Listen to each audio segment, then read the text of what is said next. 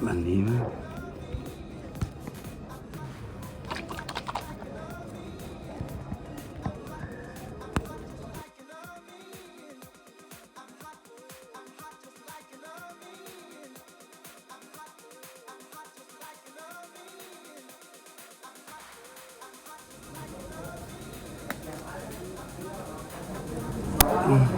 So, 5 Minuten später sacken lassen. Sieht halt so aus.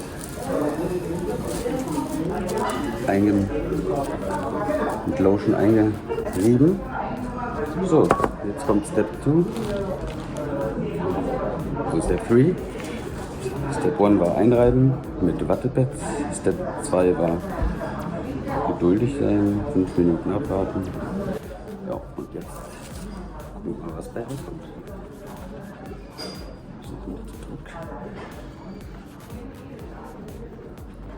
Ja, hier sieht man schon, wie schwarz das wird.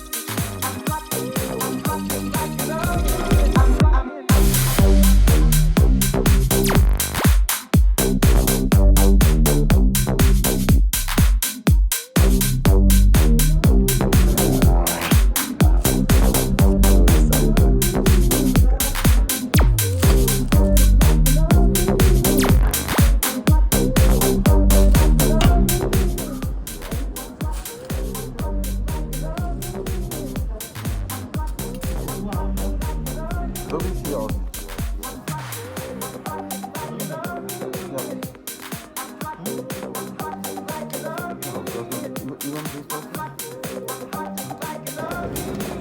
Filmst du es gerade oder? Ich filme für mich. Rückseite.